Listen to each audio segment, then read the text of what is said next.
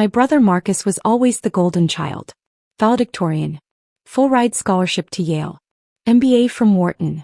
Married to Amanda, whose father owned a regional insurance empire. Their wedding had 300 guests, a live orchestra, and was featured in Connecticut Lifestyle Magazine. I was the family disappointment. I dropped out of college after 2 years. Moved to Seattle with $800 in my bank account and a used laptop. Worked 3 jobs. Barista, dog walker, freelance, coding at night.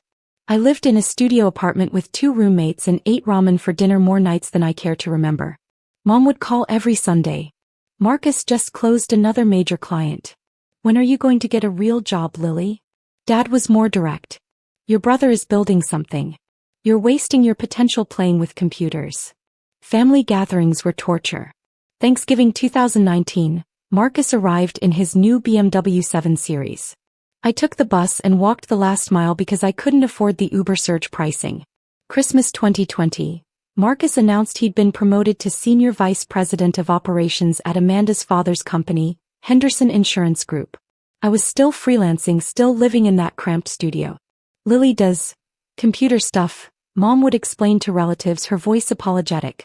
Marcus would smirk. She fixes people's Wi-Fi. Very entrepreneurial. I learned to smile and change the subject. What they didn't know, what I deliberately never told them, was that I'd been building something in those quiet Seattle nights. A software platform for healthcare data management. Clean code. Elegant architecture. Something hospitals desperately needed but nobody had solved properly. By 2021, I had 47 hospital clients. By 2022, I had 218. By early 2023, HealthBridge Solutions had a valuation of $95 million and I owned 87% of it. I kept working from my small apartment. Drove my 2012 Honda Civic. Wore jeans and hoodies. The only difference was that I'd stopped taking Mom's Sunday calls quite as often, and I'd started missing family events when work got busy. I wasn't hiding my success to be mysterious. I was protecting it. I'd watched my family operate my entire life. Everything was transactional. Every relationship had an angle. If they knew I had money, they'd find ways to take it. Marcus had already asked me for a $5,000 loan in 2020 that I knew I'd never see again. I'd said I couldn't afford it. I wanted to build something real before they could touch it. Christmas 2023. Mom insisted everyone come to her house in Greenwich, Connecticut. The whole family. Non-negotiable. I almost declined. My chief technology officer was dealing with a major infrastructure upgrade, and I had a board meeting scheduled for December 27th. But Mom's voice had that edge that meant she'd call me 17 times a day until I agreed. I flew in on Christmas Eve. Rented a modest sedan. Wore my usual jeans and a simple sweater. Marcus and Amanda arrived in a new Porsche Cayenne. Metallic silver. Amanda's Christmas outfit probably cost more than my rent. Lily. Mom hugged me, then immediately stepped back. You're so thin. Are you eating? And what are you wearing? Clothes, Mom. Marcus bought me this cashmere, she said, stroking her expensive cardigan. He's so thoughtful. Dinner was the usual performance. Marcus talked about Henderson Insurance Group's expansion into 3 new states. Amanda discussed their upcoming vacation to the Maldives. Dad asked Marcus detailed questions about market positioning and competitive advantages. Nobody asked me a single question about my life. After dessert, Marcus stood up.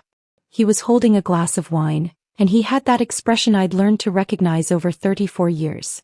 The look that meant he was about to make everything about him. I have an announcement, he said. Everyone turned. Mom clasped her hands together like he was about to reveal a grandchild.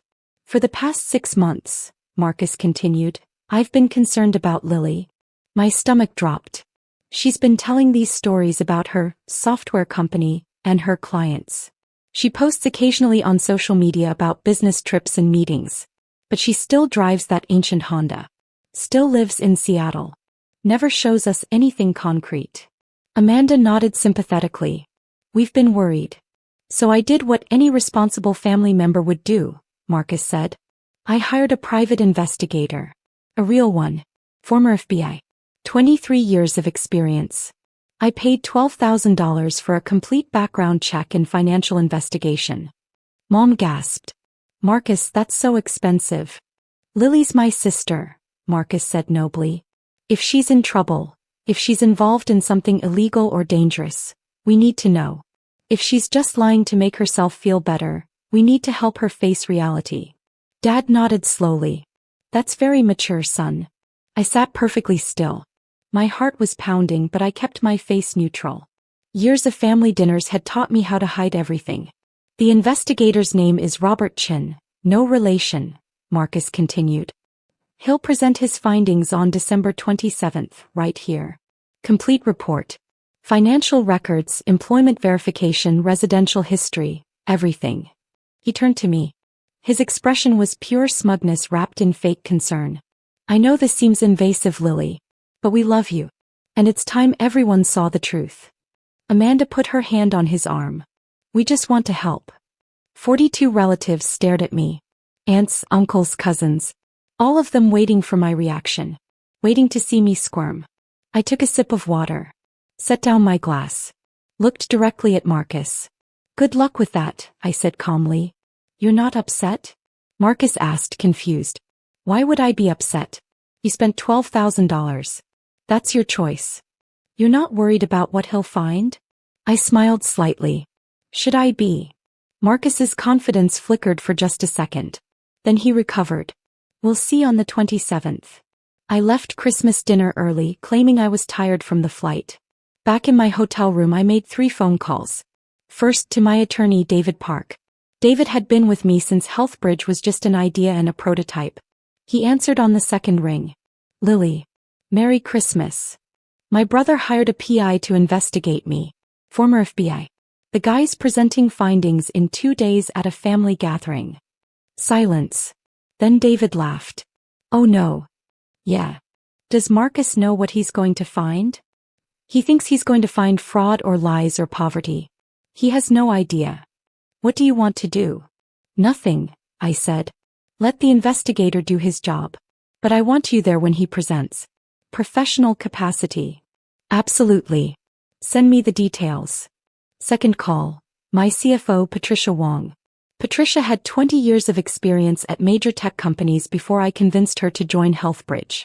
She was brilliant, ruthless, and had zero patience for nonsense. Let me get this straight, Patricia said after I explained. Your brother paid $12,000 to have a professional investigator verify that you're exactly who you say you are? That's the plan. And he's going to present this at a family Christmas gathering? December 27th, 2 p.m. Patricia laughed so hard I had to hold the phone away from my ear. Oh, Lily. Can I come? Please. Professional distance, Patricia. Fine. But I want a full report afterward. This is better than any reality show. Third call. My younger cousin Rachel. Rachel was 26, worked as a social media manager in Boston, and was the only family member who'd ever asked me real questions about my work. We'd grown close over the past 2 years. Marcus did what? Rachel practically shouted. Hired a PI. $12,000. Wants to expose me in front of everyone. That's insane. What are you going to do? Show up. Let the investigator present his findings. You're not scared. Of the truth? No. Rachel was quiet for a moment. Lily, how big is your company? You've never really told me specifics. Big enough. You'll see on the 27th. This is going to be incredible. Can I bring popcorn? Rachel. Fine. But I'm sitting next to you. I spent the next 2 days working remotely from Connecticut. December 26th, I had a video call with my leadership team about Q1 projections.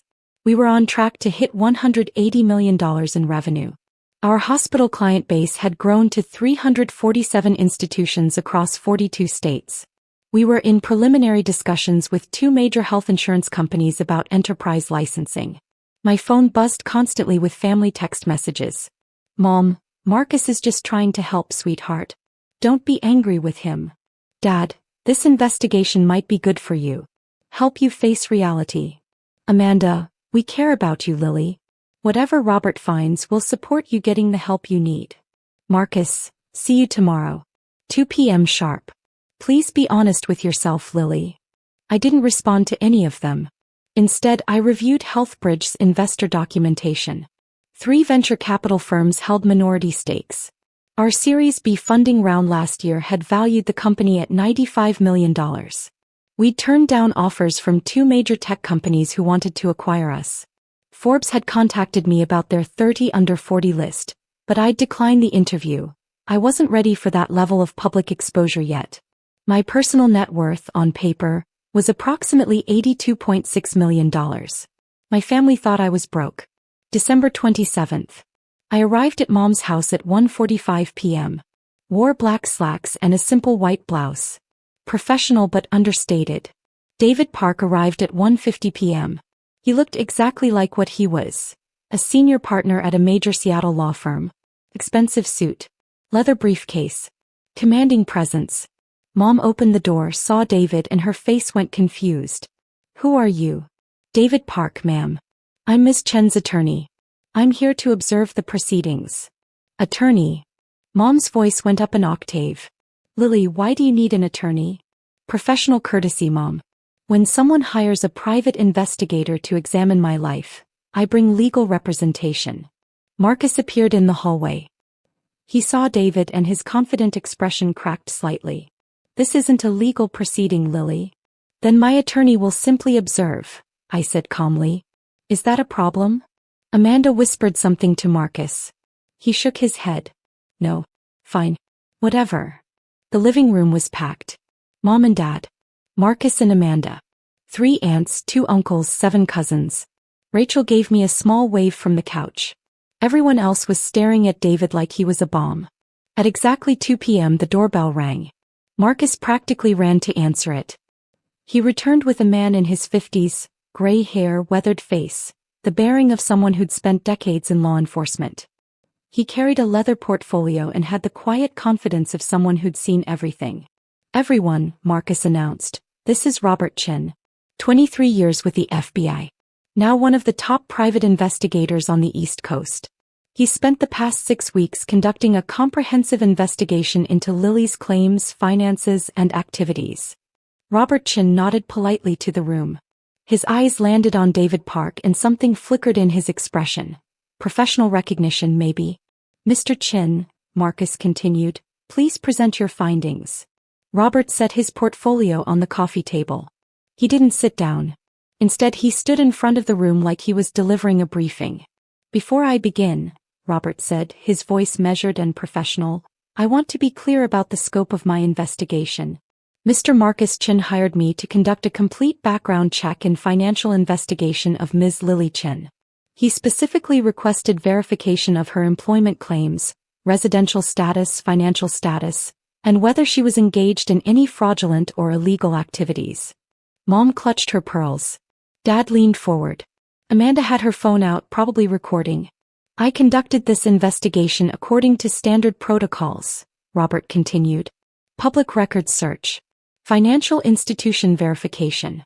Professional reference checks. Corporate registration verification.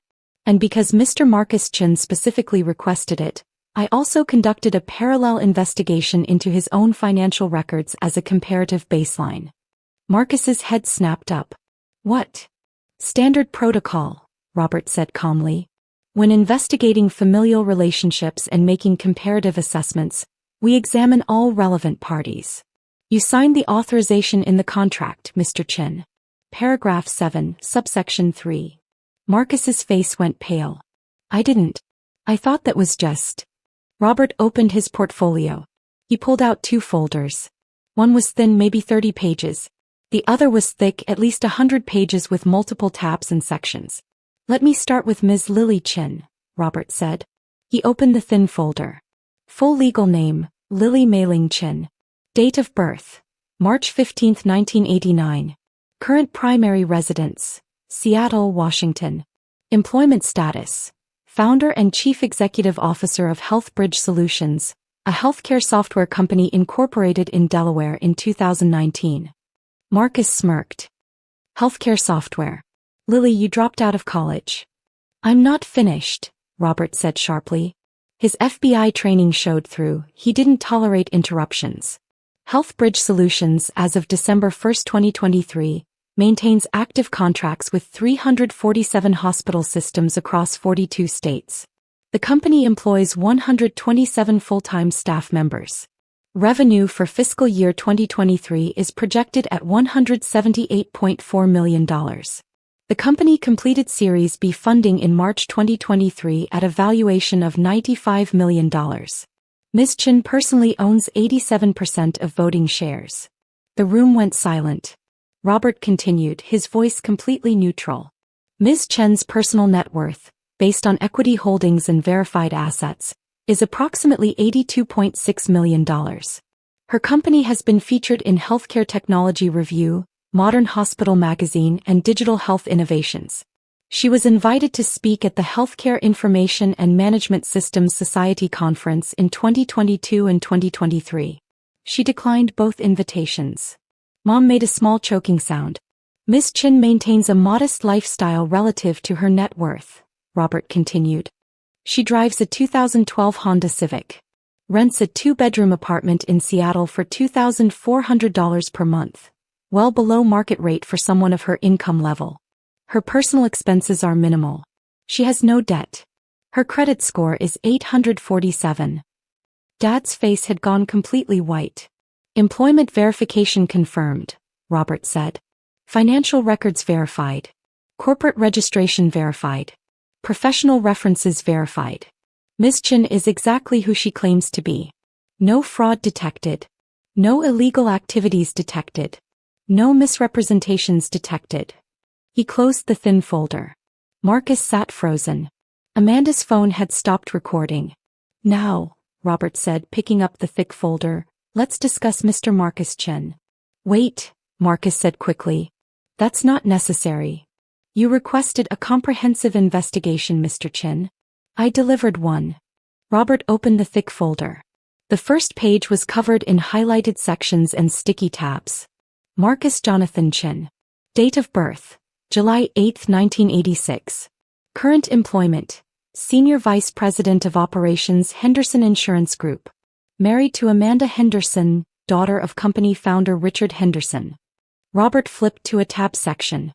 During my investigation, I discovered several irregularities in Mr. Chen's financial records.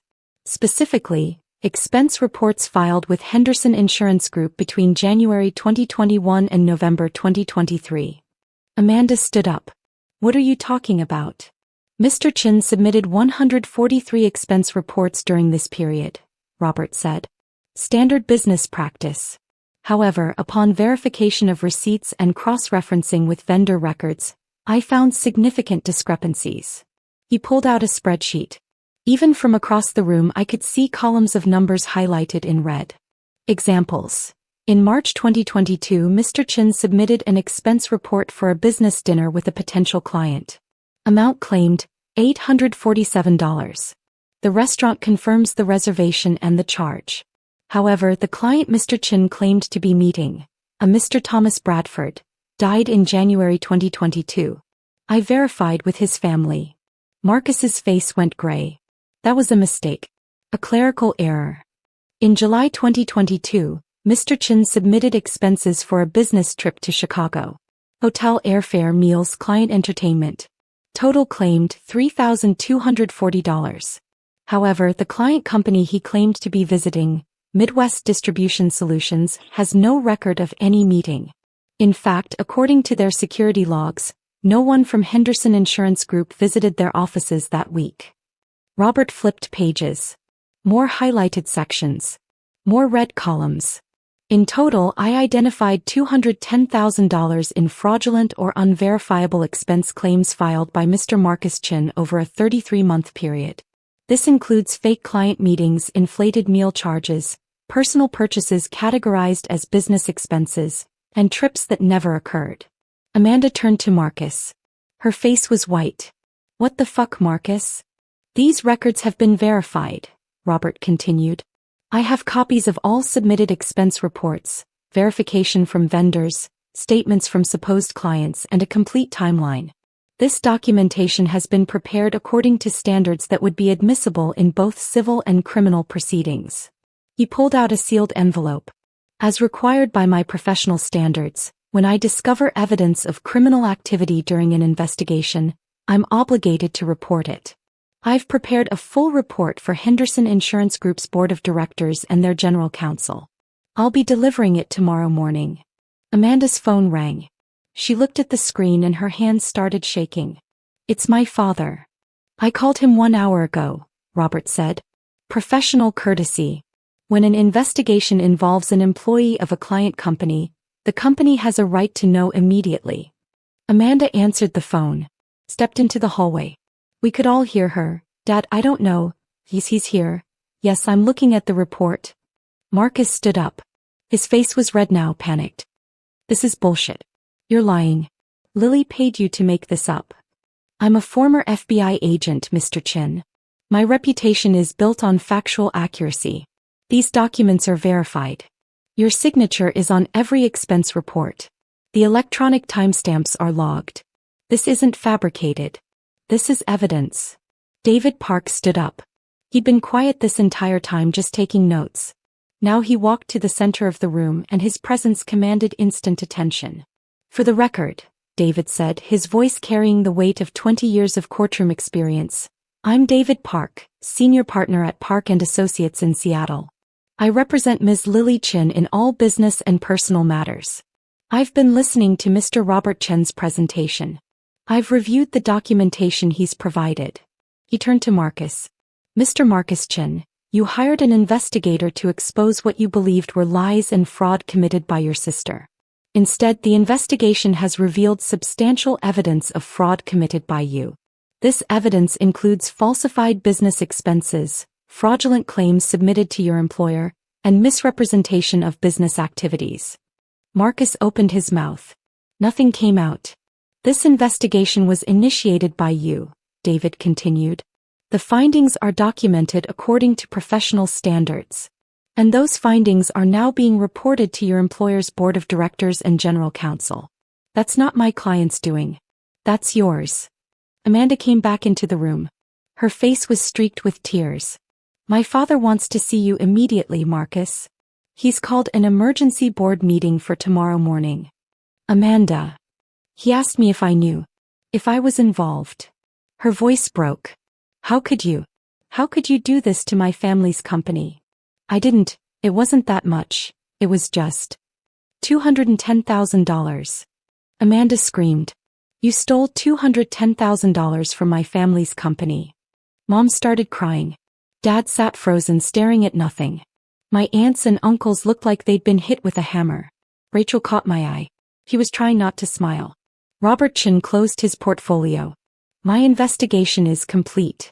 Documentation will be provided to all relevant parties. Mr. Marcus Chin, I recommend you retain legal counsel immediately. Ms. Lily Chin, your records are clean. Congratulations on your company's success. He nodded to David Park, one professional to another, and walked out. The room exploded.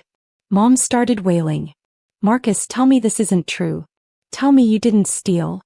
It's not stealing, Marcus shouted. It's just, expense reports get messy. Everyone does it. $210,000, Marcus. Dad's voice was like thunder. You committed fraud. Amanda was on her phone again. He's asking if we used any of the money for personal purchases. Marcus, did we? The Porsche? The Maldives trip?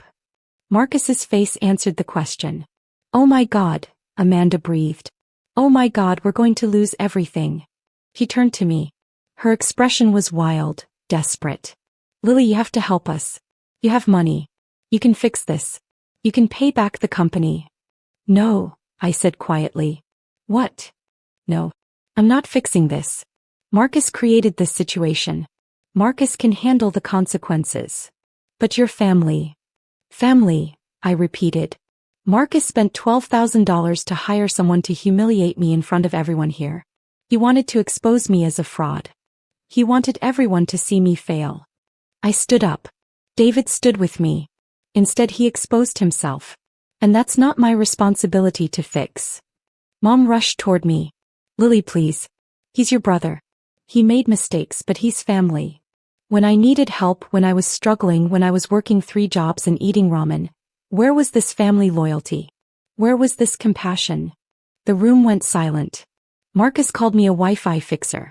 Dad said I was wasting my potential. Mom apologized to relatives for my existence. Nobody asked me about my work. Nobody believed in me. Nobody cared. I picked up my bag. I built a $95 million company anyway. I did it alone. And I'm not using what I built to bail out someone who spent years dismissing me. Lily, Dad started. The investigator's report is accurate, I said. I own a successful company. I'm worth $82.6 million. And Marcus committed fraud. Those are the facts. You hired someone to find the truth. You found it. Now deal with it. David opened the door. I walked out. Behind me I heard Amanda. My father's lawyer is calling. Marcus, what do we tell them? Rachel followed me outside. Lily, wait. I turned.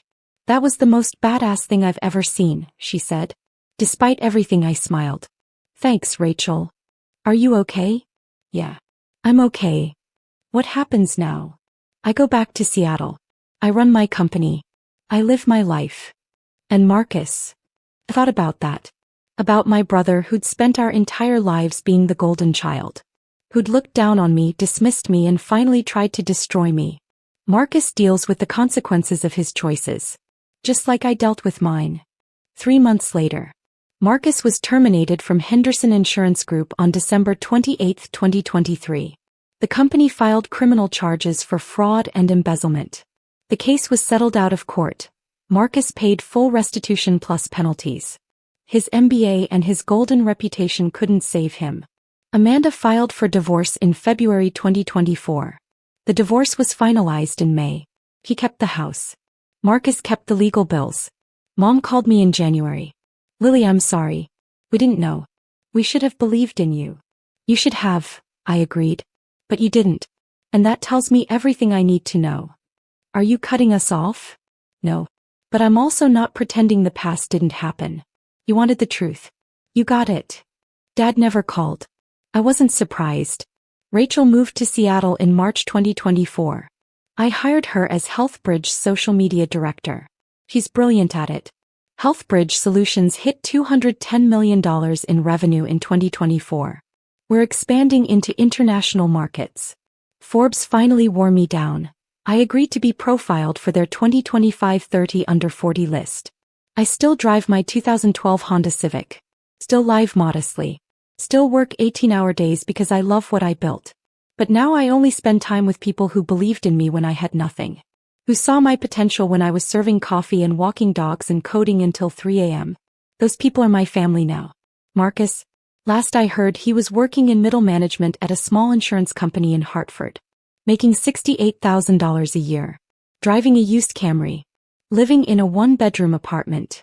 He wanted to expose my lies. Instead, he exposed his own. And that investigation cost him everything.